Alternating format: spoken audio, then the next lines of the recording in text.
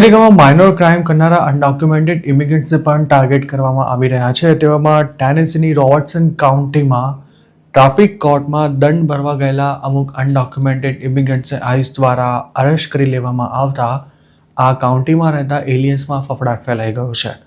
આ કાર્યવાહી માત્ર એક જ કાઉન્ટી પૂરતી મર્યાદિત ન હોવાનું પણ જાણવા મળી રહ્યું છે. ટેનેસીની એક લોકલ ન્યૂઝ ચેનલના જણાવ્યા અનુસાર ગયા સપ્તાહમાં બનેલી આ ઘટનામાં કેટલાક એલિયન્સને જબરજસ્તી અરેસ્ટ કરવામાં આવ્યા હતા. આ તમામ લોકો વેલિડ ડ્રાઈવર લાયસન્સ વિના ડ્રાઈવ કરતા પકડાયા હતા. તેમણે કોર્ટમાં પોતાનો ગુનો કબૂલ કર્યો હતો અને દંડ પણ ભર્યો હતો, પણ તે જ વખતે ઇમિગ્રેશનવાળા તેમને પકડીને લઈ ગયા હતા. અચાનક જ આ કાર્યવાહી થતાં ધરપકડ કરવામાં આવી હોય તેવા અમુક એલિયન્સના પરિવારજનો કોર્ટમાં જ તેમને ભેટીને રડી પડ્યા હતા. લોકલ કોર્ટમાં કયા આરોપી ક્યારે હાજર થવાના છે અને તેમનું ઇમિગ્રેશન સ્ટેટસ શું છે તેની આઈસને પહેલેથી જ માહિતી મળી જતી હોય છે. ટેનેસીના કેસમાં આઈસના એજન્ટ્સ કોર્ટનું કામકાજ શરૂ થયું તે પહેલાં જ ત્યાં પહોંચીને અંદર સંતાઈ ગયા હતા. તેમણે પોતાના ચહેરા પણ ઢાંકી રાખ્યા હતા અને તેઓ એક પછી એક એલિયન્સને પકડતા નજરે પડ્યા હતા.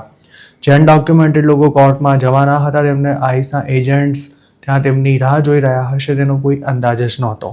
આ અંગે એક ઇમિગ્રેશન એટર્નીએ પોતાની ઓળખ જાહેર ન કરવાની શરતે એક લોકલ ન્યૂઝ ચેનલને એવું જણાવ્યું હતું કે અરેસ્ટ કરાયેલા તમામ લોકોને ટ્રેપ કરાયા હોય તેમ તેમને પહેલાં ટિકિટ આપવામાં આવી હતી અને જ્યારે તેઓ દંડ ભરવા માટે કોર્ટમાં પહોંચ્યા ત્યારે તેમને પકડી લેવામાં આવ્યા હતા. આ અંગેનો એક ન્યૂઝ રિપોર્ટ પબ્લિશ કરનારી ચેનલનો દાવો છે કે જે દિવસે તેના રિપોર્ટર કોર્ટમાં હાજર હતા તે જ દિવસમાં 8 લોકોની આઈસ દ્વારા કોર્ટમાંથી ધરપકડ કરવામાં આવી હતી.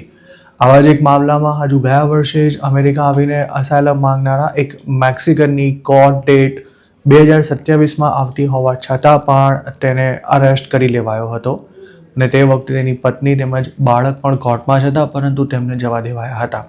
જોકે કોર્ટમાં પોતાની 15 વર્ષની દીકરી સાથે આવેલી એક અનડોક્યુમેન્ટેડ મહિલાને અટકાવાયા બાદ તેની દીકરીને સાચવનારું યુએસમાં કોઈ નથી તેવી જાણ થતાં એજન્ટ્સે તેને જવા દીધી હતી. ટેનેસીમાંથી અરેસ્ટ થયેલા લોકોને થોડા જ સમયમાં લ્યુઝિયાનામાં આવેલી આઈસની જેલમાં પણ મોકલી દેવામાં આવ્યા હતા. અમેરિકામાં સામાન્ય ગુનામાં પકડાયેલા લોકોને અરેસ્ટ કરવાને બદલે કોર્ટમાં હાજર રહી દંડ ભરવા માટે જણાવાતું હોય છે. ટ્રાફિકના નિયમનો ભંગ કરવા ઉપરાંત મોટાભાગના મિસડિમિનર ચાર્જીસમાં આ જ પ્રકારની કાર્યવાહી થતી હોય છે. આમ તો રિપબ્લિકન સ્ટેટ્સમાં ટ્રાફિક સ્ટોપ દરમિયાન પણ ઇમિગ્રેશન એન્ફોર્સમેન્ટ કરાઈ જ રહ્યું છે, પણ હવે આવા મામલામાં સ્થળ પર ટિકિટ ઇસ્યુ કર્યા બાદ તેને ભરવા માટે કોર્ટમાં જનારા ઇમિગ્રન્ટ્સને પકડવાનું શરૂ થયું છે. ટિકિટ ન ભરનારા સામે ડ્રાઈવર્સ લાયસન્સ સસ્પેન્ડ કરવા સુધીના પગલાં લઈ શકાય છે અને જો લાયસન્સ સસ્પેન્ડ થઈ જાય તો તેના પર ડ્રાઈવ કરવું વધુ ગંભીર ગુનો બને છે. જોકે ટ્રાફિક રૂલ્સ સિવાયના મિસડિમિનર ચાર્જીસમાં કોર્ટમાં હાજર રહેતા લોકોને પણ આઈસવાળા અરેસ્ટ કરી શકે છે. હાલમાં જેવા રિપોર્ટ્સ આવ્યા હતા કે જેમના અસાયલમના કેસ પેન્ડિંગ છે તેમને ડિપોર્ટ કરવાનું પ્રમાણ વધી રહ્યું છે.